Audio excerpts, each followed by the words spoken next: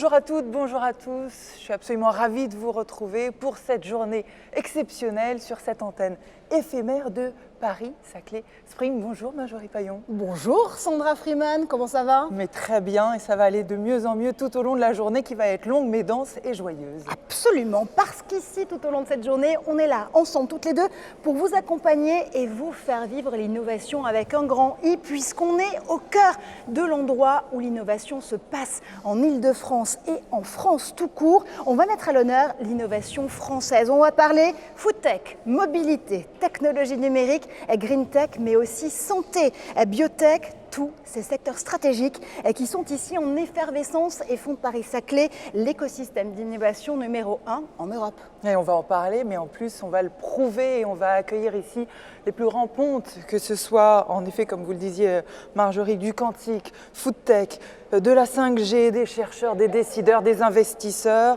des start-upers, des grandes entreprises partenaires. C'est tout un écosystème qui fait la richesse du lieu et nous allons parler aussi évidemment du jumeaux numériques, d'IA, de 5G et tout cela avec une perspective commune évidemment, la neutralité carbone. Absolument. Tous ces sujets, ils seront mis sur la table avec nos experts, nos start-upers et nos invités au masculin, mais aussi au féminin et au pluriel. Paris-Saclay Spring, c'est aussi des rendez-vous B2B et B2C en parallèle de cette antenne et un salon virtuel. C'est la plateforme Must qui permet de networker bien sûr, mais Must, c'est surtout une start-up du territoire fondée par Anen Mopa. Vous le voyez, on met ces boîtes à l'honneur ici. Sans oublier, je sais que vous l'attendez, le Pitch Contest. Mais cette année, on a une nouveauté pour vous avec la création du label Spring 50 qui va accompagner et donner plus de visibilité à 50 startups triées sur le volet et ce, tout au long de l'année. Mais ça, on y revient tout à l'heure. On y revient tout à l'heure, on y revient tout au long de la journée. Vous allez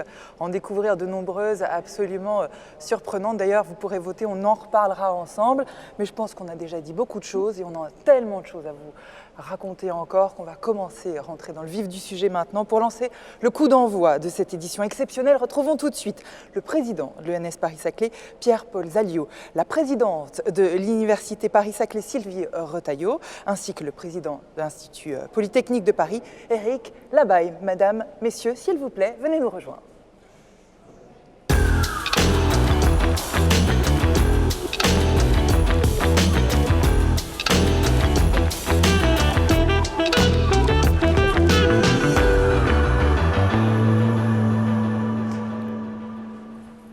Eh bien, bonjour. Bonjour. Évidemment, changement de décor à vue, vous l'avez vu, c'est du live tout au long de cette journée.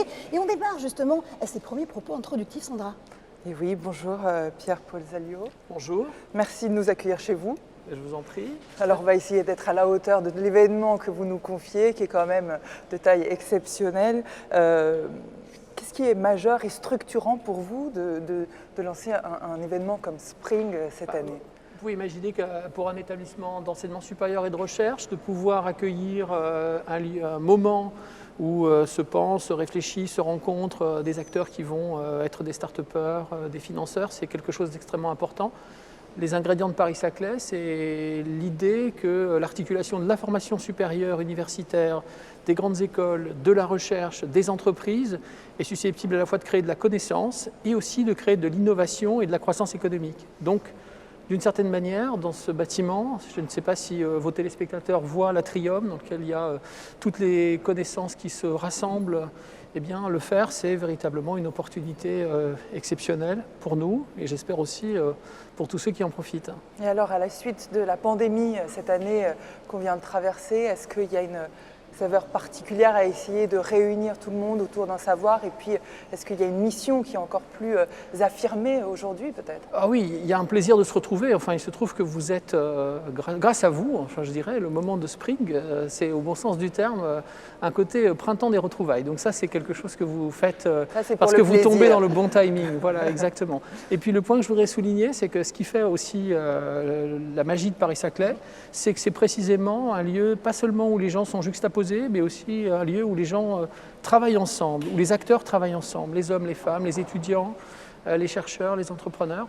Et ce qui fait, je crois, la réussite emblématique française, européenne de ce campus, c'est que ce n'est pas simplement un lieu, un territoire, mais c'est aussi, avec tous nos partenaires, un endroit où s'organise la mobilisation de toute une boîte à outils institutionnelle et de toute une série de proximités.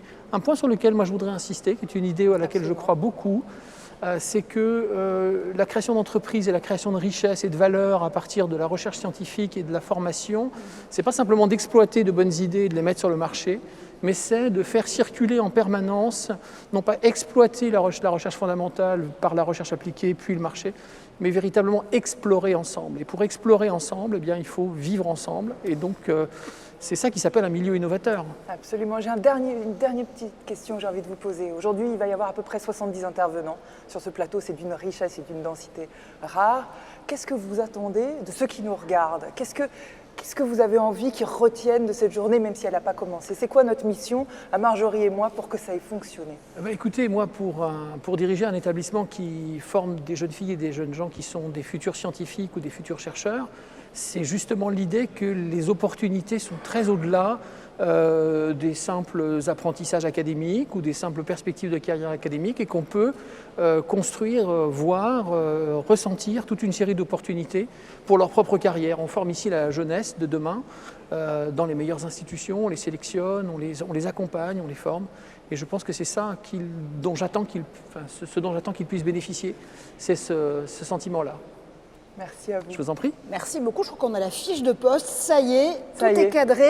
Vous nous direz si on a réussi. Absolument, parce qu'on est ensemble en live, on le répète, tout au long de cette journée jusqu'à 18h45, très précise. Sylvie Retailleau, vous êtes évidemment la présidente de l'Université Paris-Saclay. Je suis très heureuse de vous retrouver parce que la dernière fois que j'avais eu la chance de vous avoir sur un plateau, le classement de Shanghai venait tout juste de célébrer Paris-Saclay et de le porter dans le top 10. Ça y est, on entre dans la cour des grands.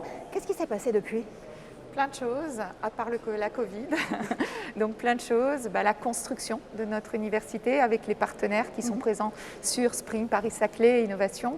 Et c'est vrai que s'est passé cette construction avec nos étudiants, nos chercheurs. En fait, ce qu'on veut essayer de faire, c'est de construire avec les hommes et les femmes qui font d'abord l'université et l'université Paris-Saclay. Et puis les partenaires. Et je crois qu'aujourd'hui, ça en est une magnifique illustration. Donc il y a encore beaucoup de travail au niveau aussi de ces échanges à construire, de cette confiance à construire entre les uns les autres, et puis effectivement de cette connaissance mutuelle entre, Pierre-Paul l'a dit, universités, grandes écoles, avec les partenaires, et tout ce qui est industriel, et puis donner l'envie à nos étudiants en fait d'y aller aussi, d'avoir cette confiance et ce courage de se lancer. Oui, c'est important le mot que vous prononcez, confiance, parce que c'est vrai que Pierre-Paul le disait, j'imagine qu'Éric va aussi nous emboîter le pas dans un instant, et c'est ce qu'on vraiment on a ressenti avec Sandra tout au long de la préparation de cet événement. On peut parler d'une véritable osmose finalement entre tous les acteurs et les actrices, ceux et celles qui font Paris-Saclay, mais c'était si naturel que ça, cette idée d'aller dans l'innovation ensemble, construire cette communauté? Alors naturel, de toute façon, vous savez, quand ça se construit, on a mis 10 ans. Voilà. Mais ce qui compte aujourd'hui, c'est effectivement le projet. Le projet, les projets scientifiques, les projets avec la recherche, comme dit Pierre-Paul, de la recherche fondamentale à l'application, les projets d'insertion professionnelle pour nos étudiants, les projets de connaissances qui vont s'agrandir parce que notre mission à nous, c'est de viser plus loin dans le temps, à long terme, et pour ça, ça demande du temps. Et finalement, construire en prenant le temps, c'est pas si mal non plus. Avoir cette appropriation par tous. Évidemment, on n'a pas non plus trop de temps par rapport à tout ce qui se passe au niveau mondial, au niveau européen, mais je crois que c'est important d'essayer, même si c'est difficile, de le faire ensemble. Et encore une fois, le ensemble, c'est évidemment dans le monde académique, mais aujourd'hui avec nos partenaires, les startups, les PME et les grands groupes qui sont réunis. Oui, c'est vrai que c'est important de marier ce temps court, ce temps long. Et puis surtout, on parle beaucoup aujourd'hui de cette expression, les moonshot projects, comme on dit aux États-Unis. Nous, viser la Lune, ça ne nous fait pas peur ici à Paris-Saclay? Non, on prévoit même un petit câble en nanotube de carbone, parce que c'est ça l'innovation, pour nous connecter directement. Et on va avoir 10 minutes bientôt de connexion avec Thomas Pesquet en juin, donc vous voyez, voilà. On est pile dans l'actualité. Donc viser la Lune, c'est surtout viser, je dirais, l'évolution pour tous. Encore une fois, nous, on a des missions d'enseignement, de formation, transformation et qui aujourd'hui, on est des acteurs du monde socio-économique pleinement et entièrement. Et donc, c'est complètement d'actualité. En fait, ce que vous dites, c'est assez intéressant, c'est-à-dire viser la Lune, ça ne fait pas peur, c'est pas très loin, et en même temps, on a une question d'échelle intéressante puisqu'on recherche la proximité. Je me tourne vers vous, Éric Labaille. D'une certaine façon, l'idée, c'est d'intensifier la force de frappe et que le message soit à la fois un message de proximité envers la Lune, mais aussi à l'international, puisque voilà, le MIT, il faut absolument montrer aussi un signal international, comme quoi ici, à Paris-Saclay, nos étudiants peuvent aller plus loin. Exactement, et je pense que Pierre-Paul et Sylvie l'ont déjà mentionné, mais l'idée c'est vraiment d'accélérer. Vous parliez de Moonshot, c'est l'échelle, passer à l'échelle. On a ici d'énormes puissances de recherche, de financement, d'enseignement, d'innovation. Et le fait de travailler ensemble va nous permettre de passer à une échelle 2, 3, 4 en termes d'innovation, de nombre de startups, de valorisation. Et là, justement, d'être, j'allais dire, compétitif et même plus que compétitif versus nos collègues et concurrents internationaux. Donc ça, cette dynamique, en fait, c'est ce qu'on célèbre aujourd'hui, je crois, avec Spring. C'est montrer que cette dynamique est presque exponentielle. Et l'exponentielle va très loin. Donc c'est ça ce que je pense est en train de se passer actuellement sur le plateau.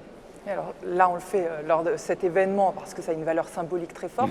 Vous, tout au long de l'année, avec vos étudiants, comment est-ce que vous engrangez cette transformation-là, justement, pour créer cette, je dirais plus qu'osmose, cette symbiose? Alors cette symbiose, elle est très importante. Elle se traduit d'ailleurs au jour le jour. Elle se traduit par le fait que les étudiants sont de plus en plus en contact avec les laboratoires. Ils sont aussi en contact avec les entrepreneurs, ils sont en contact avec les financeurs. Et puis les étudiants aussi, ils sont intéressés à résoudre les grands problèmes sociétaux. Et aujourd'hui, on l'a vu, on voit les thèmes de Spring, on voit ce que font les startups. Et donc quand vous faites tout ça en même temps, eh bien à la fin, certains se disent, tiens, je vais travailler avec tel chercheur, telle entreprise, tel financement sur tel sujet important. Et du coup, à la fin de leurs études, ou 1 ou 2 ans après d'ailleurs, c'est pas forcément tout de suite à la sortie, très souvent c'est 1 ou 2, eh bien ils vont créer quelque chose. Ils ont d'eux-mêmes cette conscience Exactement. des défis. C'est même pas quelque chose je voulais rebondir sur ce que disait Pierre-Paul aussi, c'est la connexion. Moi je crois beaucoup au fait qu'un écosystème, c'est des connexions de gens qui ont des compétences différentes. Et le fait qu'ils se connaissent, à un moment, hop, il se passe quelque chose. On va mettre dans une start-up, vous avez 7-8 compétences différentes. Quelqu'un tout seul ne peut rien faire, mais parce qu'il connaît les autres sur le plateau, eh bien, il va se passer quelque chose. Merci à vous trois. Ouais, merci infiniment Pierre-Paul Zalios, Sylvie Retailleau et bien sûr Éric Labaille. On vous laisse repartir puisque on va désormais s'intéresser à une autre particularité de Spring et surtout de Paris-Saclay. On va écouter maintenant, Ouais. absolument, les communautés d'agglomération. Et c'est pour ça qu'on appelle nos prochains invités à venir nous rejoindre. Jean-Michel Fourgou, président de la communauté d'agglomération de Saint-Quentin en Yvelines, Grégoire de Lastérie et Alexander Grimaud. Merci à vous de nous retrouver. Messieurs, prenez place, changement à vue, encore une fois, vous le savez, on est en direct et ça fait plaisir. Bonjour à vous, Jean-Michel Fourgou, vous êtes président de la communauté d'agglomération de Saint-Quentin en Yvelines. Alors, quelles sont les ambitions que vous partagez avec Paris-Saclay au sein de votre territoire? Eh bien, écoutez, c'est d'abord de former les talents dont le monde entier, bien sûr, a besoin, puisque ça montre bien la côté international, cet espace ici. Bon. Donc, bien les former, bien entendu, dans les meilleures écoles, et puis ensuite les accompagner, les faire rencontrer un peu plus le monde économique. Effectivement, Saint-Quentin, Paris-Saclay a des très belles entreprises de dimension internationale, et bien sûr, les confronter à des vrais problèmes. Je vous prends un exemple. Nous, on a construit une start-up qui s'appelle le Vaccinodrome de Saint-Quentin en 3 mois. On n'y connaissait rien.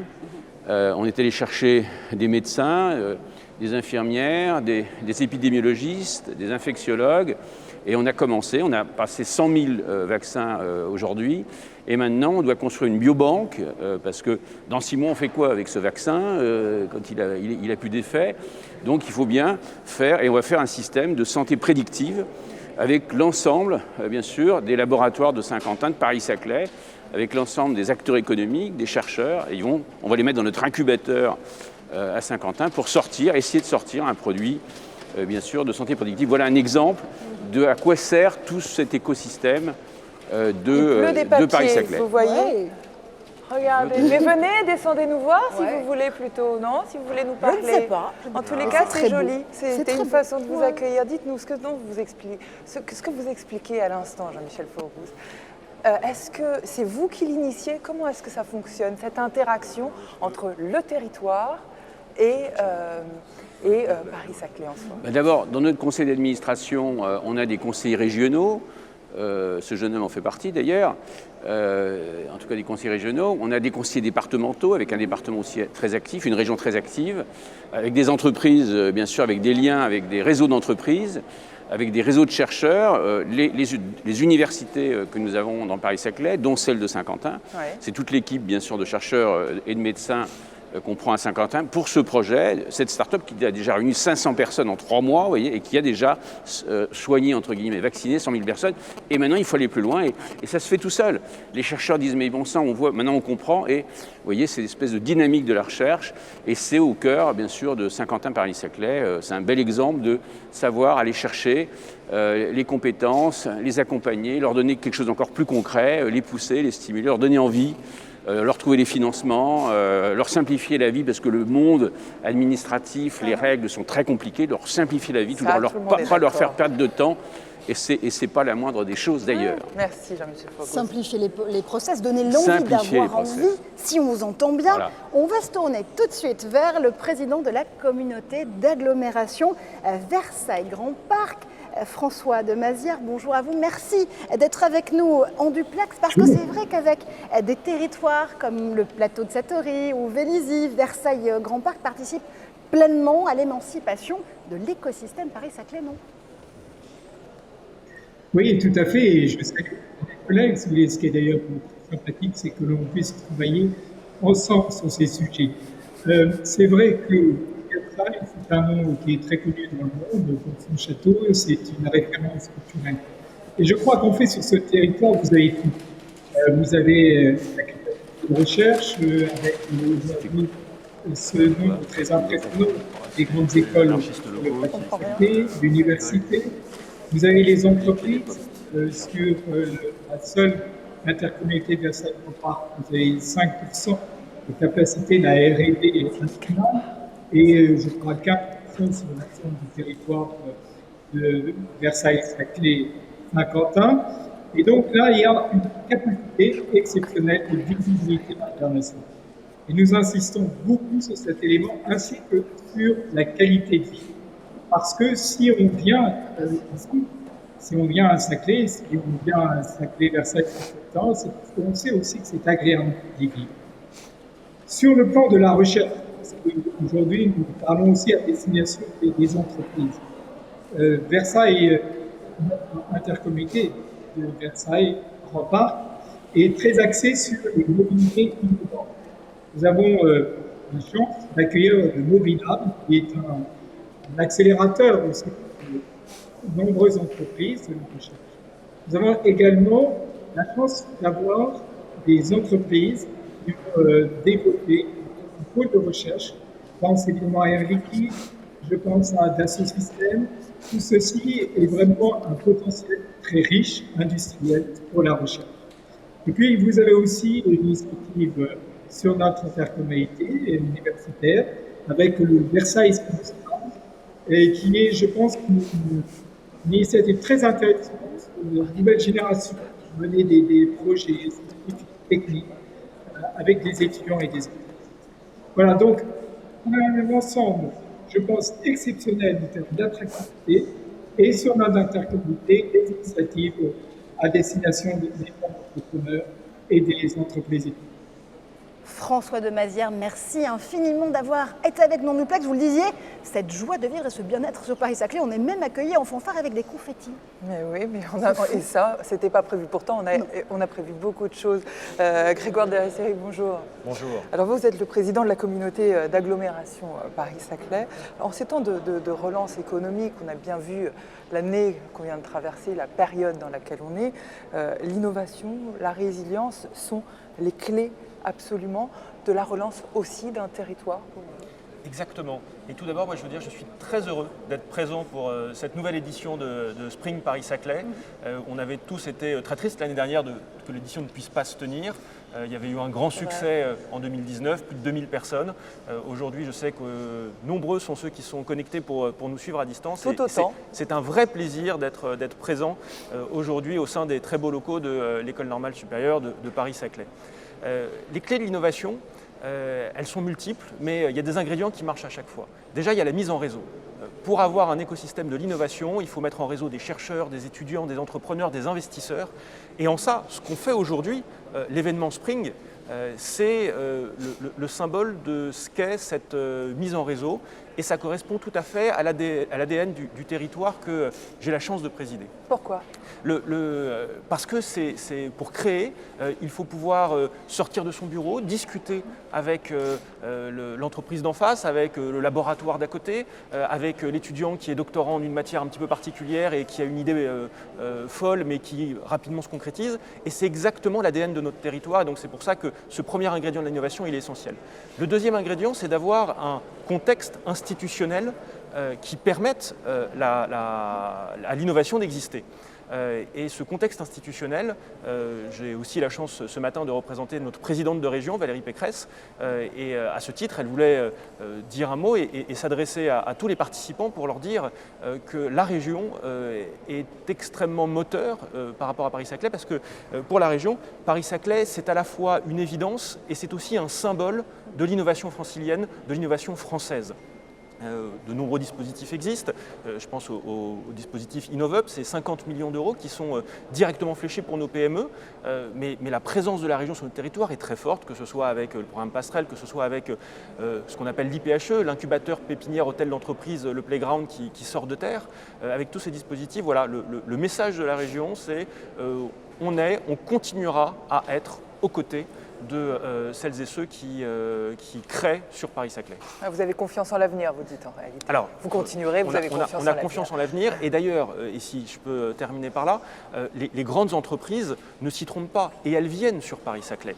Les startups, les PME, mais vous aurez dans quelques instants des chefs d'entreprise éminents qui viendront vous dire les raisons pour lesquelles ils sont là.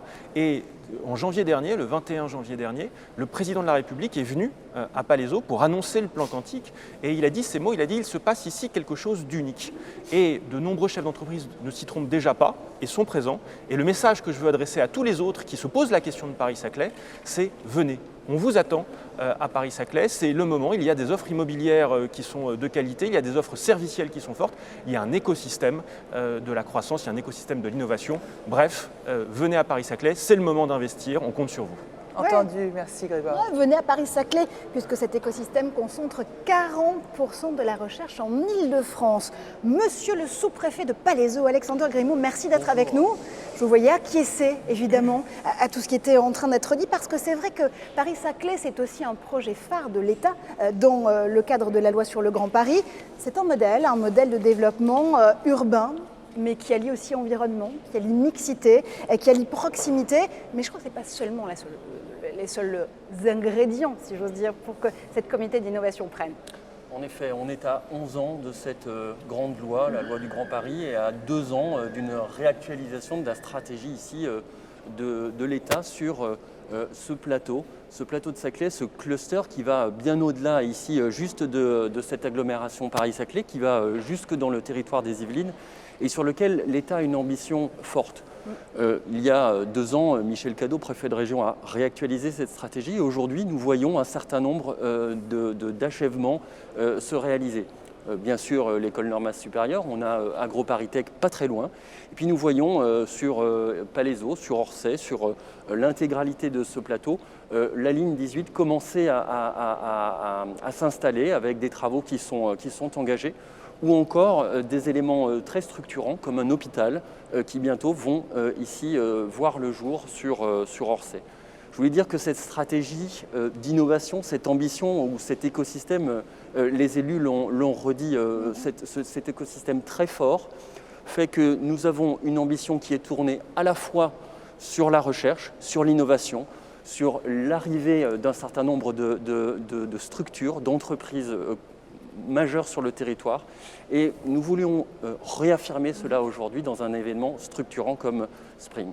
Je voulais dire que cette ambition, au-delà de cette ambition partagée, nous avions une ambition forte aussi dans le champ de la sécurité économique. Bien sûr.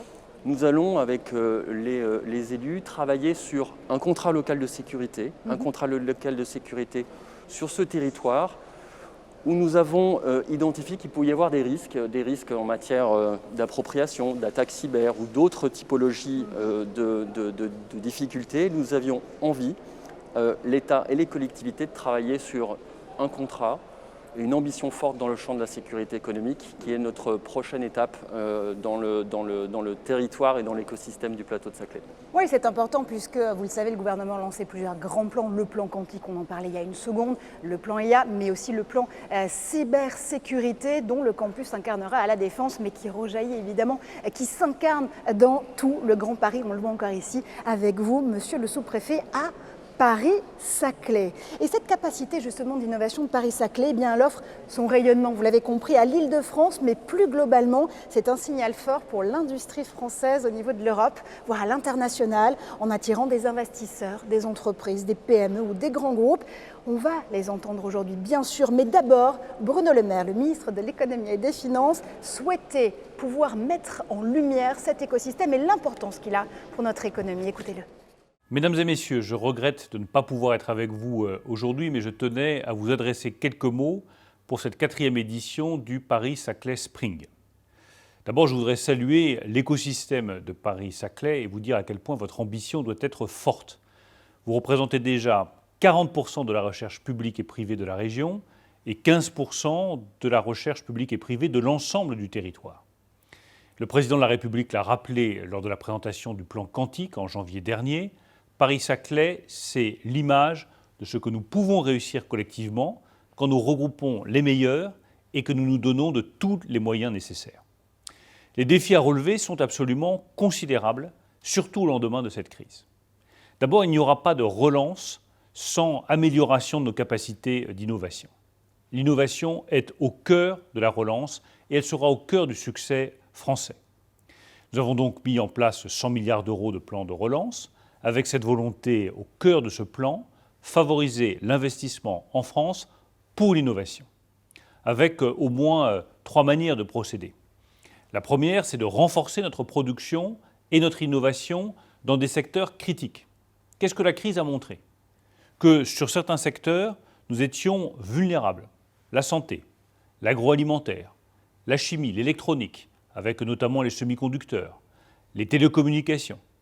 Nous allons donc encourager avec France Relance le développement de la production dans ces secteurs et nous allons recréer des chaînes de valeur dans ces secteurs stratégiques. De ce point de vue-là, je veux saluer les entreprises implantées à Paris-Saclay qui ont répondu à notre appel à projet. 4 entreprises sont lauréates dans 3 des 5 secteurs clés que nous finançons.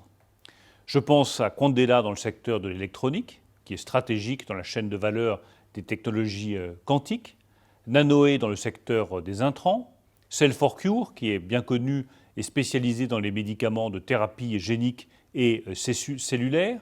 Ce sont toutes ces entreprises innovantes qui vont nous permettre de restaurer notre autonomie stratégique dans des filières où nous avions vu qu'il y avait des lacunes. Nous allons aussi investir pour que la France reste leader dans des secteurs où nous étions déjà très performants. Je pense à l'aéronautique, je pense aussi à l'automobile. Nous allons donc accompagner la modernisation et la diversification de centaines d'entreprises en France dans ces secteurs-là. Je pense par exemple à WinMS à Orsay, qui va développer un nouvel équipement de protection électrique pour les installations des futurs avions, en s'appuyant sur une technologie qui a été développée dans les laboratoires du Commissariat à l'énergie atomique. Nous allons aussi financer la recherche pour l'aéronautique. Paris-Saclay regroupe les établissements de recherche et développement, la plupart des grands acteurs industriels du secteur aéronautique français, Safran, Airbus, Thales, Dassault. Il va donc en bénéficier largement. Enfin, la troisième façon, c'est d'améliorer notre fiscalité et notamment de baisser les impôts de production. Ça fait des années qu'on nous explique que nous avons des impôts de production qui sont trop élevés par rapport à nos voisins, notamment allemands. Nous avons pris la décision avec le président de la République de baisser de 10 milliards d'euros dès cette année 2021 les impôts de production pour relancer l'attractivité du territoire et nous permettre de recréer des emplois dans le secteur industriel. Nous voulons donc agir pour l'industrie, mais aussi sur le plus long terme pour la recherche et pour la formation. C'est un des enjeux du plan de relance. Le plan quantique qui a été présenté à Saclay par le président de la République est un de ces modèles d'excellence. Nous allons le financer grâce au 4e programme d'investissement d'avenir et grâce au plan de relance à hauteur de 1,8 milliard d'euros. Le 4e programme d'investissement d'avenir, c'est pour le plan de relance 11 milliards mobilisés dès 2021-2022 pour accompagner cette relance. Nous allons financer aussi sur le long terme le développement des technologies vertes de demain, comme l'hydrogène, pour accompagner les entreprises innovantes, pour soutenir les écosystèmes d'enseignement supérieur, de recherche, d'innovation et aussi évidemment les entreprises industrielles. Notre objectif, c'est que nos établissements, nos centres de recherche soient à la pointe de la compétition mondiale. C'est d'ailleurs ce qu'est devenu Paris-Saclay, une terre d'innovation, une terre de grande réussite, une très forte croissance obtenue au cours de la dernière décennie. Tout cela vous doit beaucoup et je tiens à vous en remercier. Bien entendu, cet engagement doit se poursuivre au-delà de notre réponse à la crise. Nous avons donc augmenté en loi de finances les crédits de l'Agence nationale de la recherche.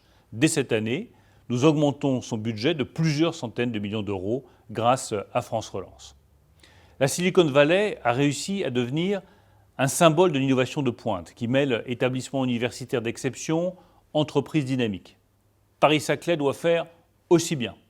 Beaucoup a déjà été fait. Il faut continuer dans cette voie avec une détermination toujours plus grande. Nous avons tout pour réussir. Votre 4e édition nous permettra d'améliorer encore ce que nous avons déjà fait. J'espère que vos réflexions nous permettront aussi d'améliorer l'action du gouvernement. Merci à tous.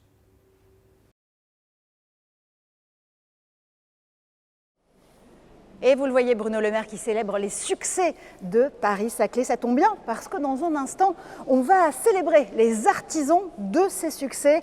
Paris-Saclay Success Maker, ou comment nos entreprises s'engagent à porter le drapeau de l'écosystème numérique. On rejoint tout de suite Sandra, entourée de 4 grands industriels qui vont vous expliquer pourquoi ils ont choisi d'innover sur ce territoire en particulier.